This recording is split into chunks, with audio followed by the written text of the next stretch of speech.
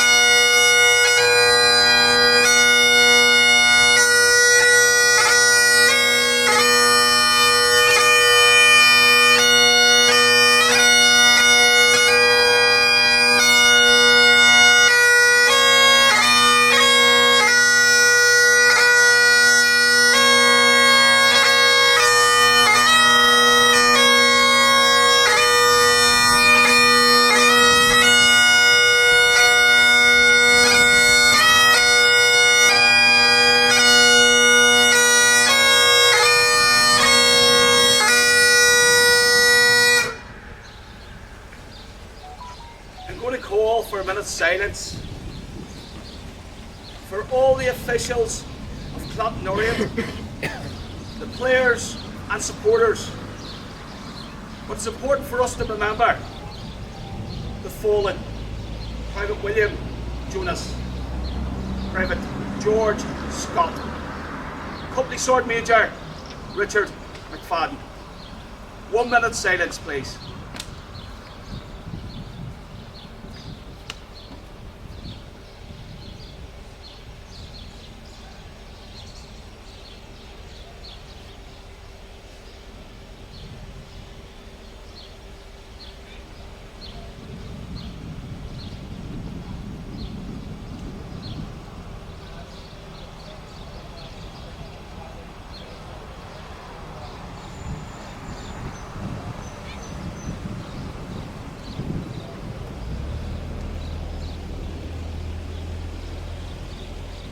They shall grow not old, as we that are left grow old.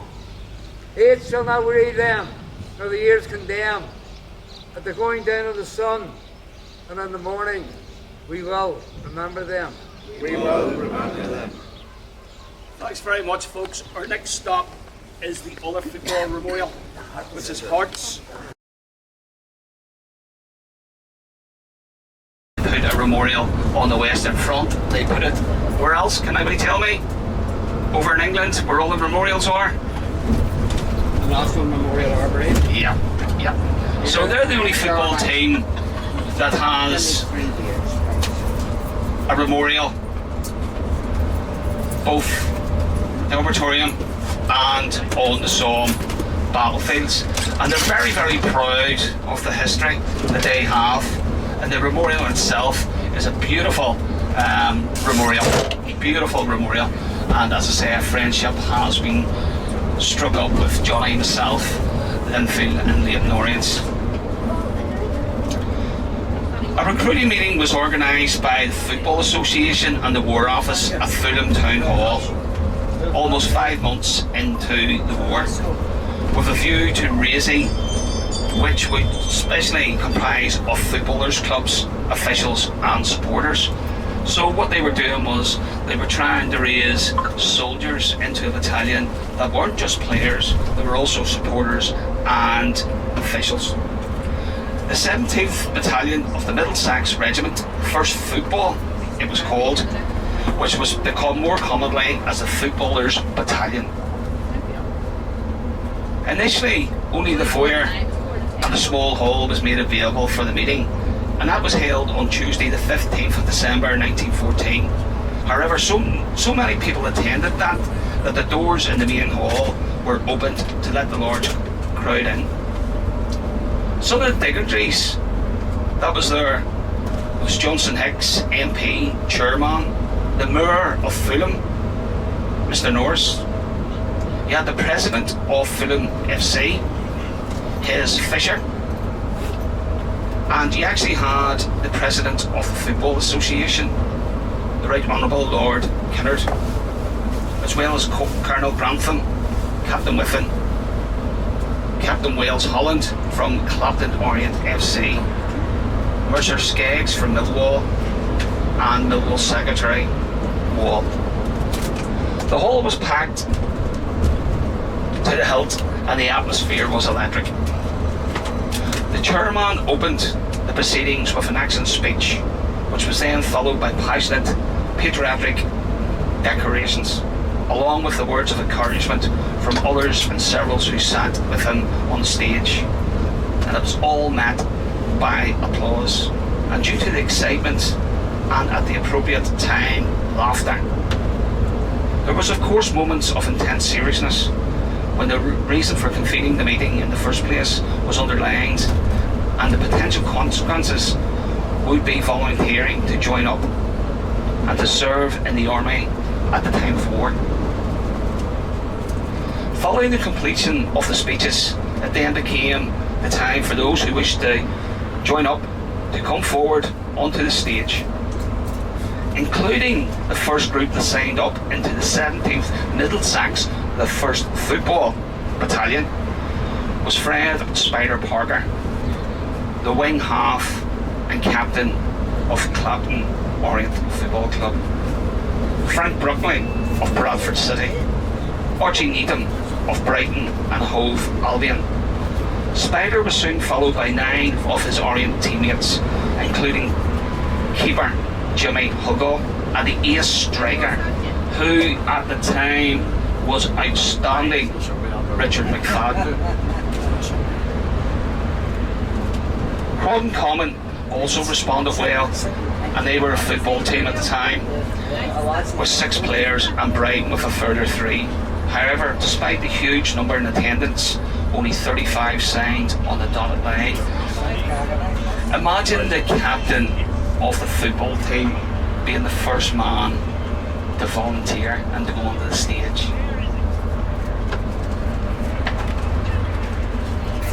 Further recruiting meetings were held around the country with a view to establishing the football battalion.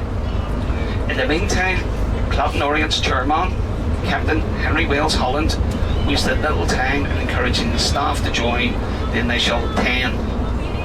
And Leyton Clapton Orients are always known as the O's. an initial 10 O's players that had signed up at Fulham Town Hall. Due to his military background, having served in the Territory Army, it was always been Wales Holland's intention, right from the start of war, to form a platoon made up entirely of Leyton footballers. And now he had the opportunity to put his plan into action. Wales Holland was aided by the experienced and influencer midfield Robert Dorample, who had previously played for Hearts of Midlothian, a club that also joined up in large numbers. Between them, they encouraged the remaining members of Clapton Orient squad and officials to do their bit. The O's were the first English football club to join up in the masses, with a total of 41 players, staff and supporters joining up to serve king and country. Meanwhile, whilst the plans for military involvement were being put in place, Clapton Orient, along with the rest of the military family, carried on until the end of the 1914-1915 season, with the O's last game at home to Leicester on the 24th of April 1915, in front of a packed house of over 20,000 spectators. Not only did Orient win the game 2-0, but straight after the match, 10 players who joined up the recruiting meeting at Fulham Town Hall got into uniform and marched around the pitch with other members of the footballers battalion in a farewell parade before going off to their training camp in preparation for their time in France. Them guys, after the final whistle blew, they went straight in and put their khaki uniform on after playing 90 minutes of football, plus whatever at a time. So no doubt they were sweating, but what they wanted to do was encourage more of the spectators to maybe join their battalion. Richard McFadden, the Middlesex, from the 17th Middlesex, subsequently established himself in the north of France with the British Army, with plans for a major offensive to break through the German line that stretched from the North Sea all the way to the Swiss border. And what we mean by the North Sea all the way to the Swiss border, the best way I can explain this is think about it as one big massive trench. Now, at times the trench was broke up, such if it came across a river, but it was, think about that, just one massive trench manned by soldiers. 3 major battles were to take place on the Western Front. As it was to be known, the Battle of Verdun, and do you remember I was telling you why the Somme was picked? Which resulted in a combined estimated figure of 700,000 dead. The Battle of the Somme, with more than an estimated 1 million casualties, and what we would know as the Third Battle of Ypres, which some historians would know as the Battle of Passchendaele, with an estimated casualty figures of 600,000.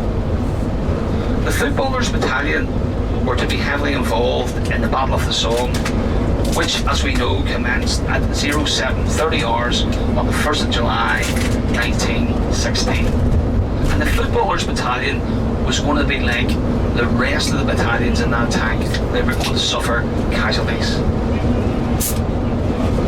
The Clapton Orient contingent, like their comrades from other clubs, were really in the thick of it during the battle.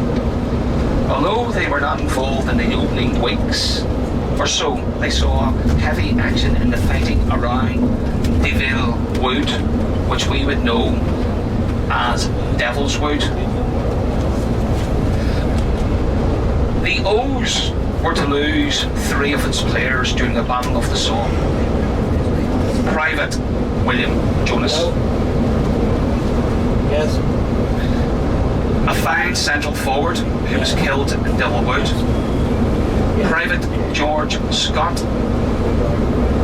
a man mountain of a defender who died in wounds in a German military hospital, and finally the ace goal scorer Richard McFadden, who was mortally wounded near Sierre.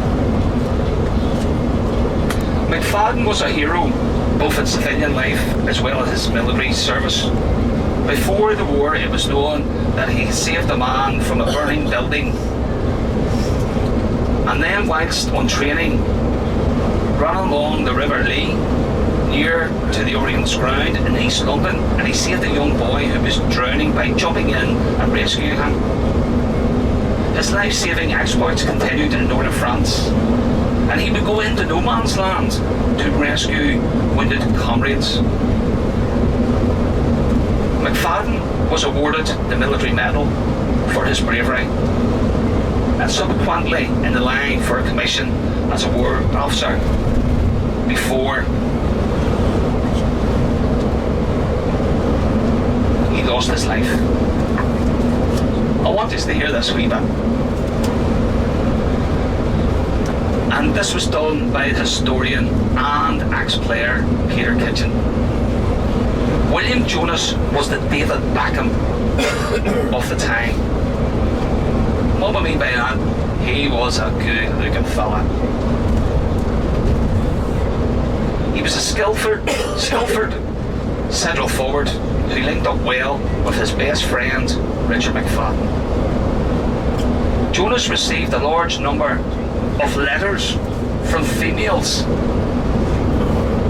Unlike me and you, Edgar, we don't get none of that.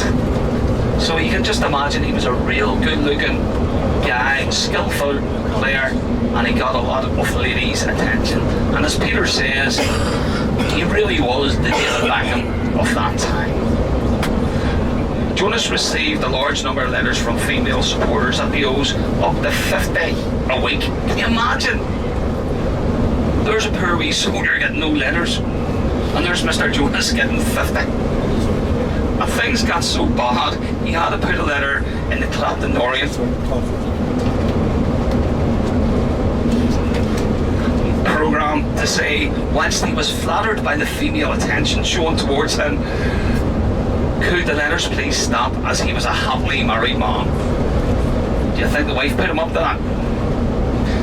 McFadden witnessed the death of his pal and sent the following letter back to Orient, giving the eyewitness account. So this is from Richard McFadden. I, Richard McFadden, sadly report the death of my friend and O's colleague William Jonas on the morning of the 27th of July, aged 26. Both Willie and I were trapped in a trench near the front in Somme, France. Willie turned to me and said, "Goodbye, Mac. Best of luck. Special love to my sweetheart Mary Jane.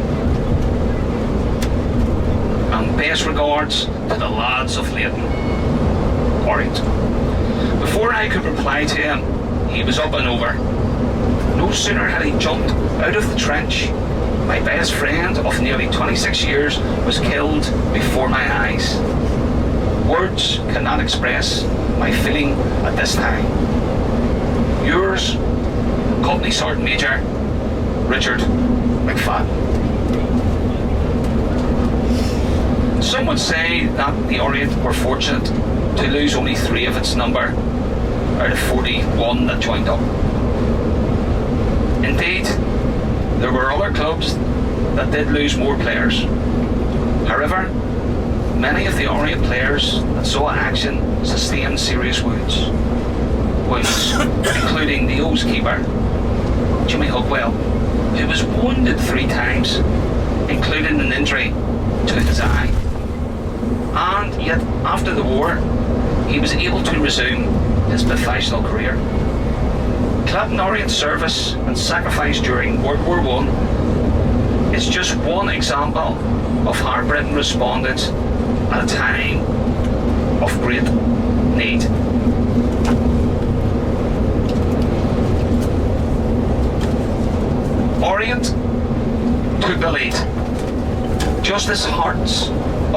training did in Scotland. Leyton Orient supporters are extremely proud of the major contribution made by Clapton Orient to the Footballers Battalion.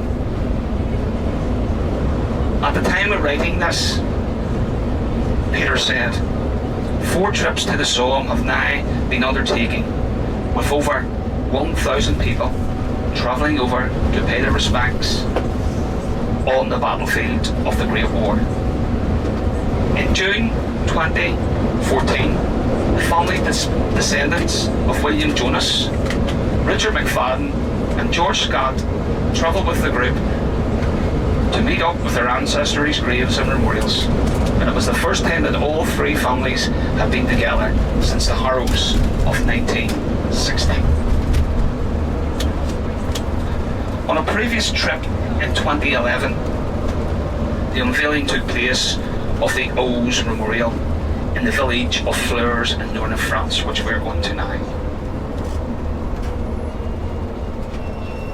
And at the time of writing this, on the 24th of October 2021, a second memorial to honour the wartime service and sacrifice of the players and staff, club officials and supporters of Clapton Orient was officially unveiled at the National Memorial Arboretum in Stafford, based on the original memorial in Flers. So it's a replica that is there, and it's to commemorate the officials, the players and supporters who joined up the football battalion. So a committee was set up by Leyton Orient, and that committee was the L.S.O.B Memorial Fund, and that's who we tied in with. At the time of writing this, the Linfield Memorial was only in its infancy, and Linfield became the 3rd football team. But before we go down to this memorial, I want you to have a look at a picture that I'm going to send around the bus, and I'll show it at the memorial. And what that is the football team on their last match. Thank you very much.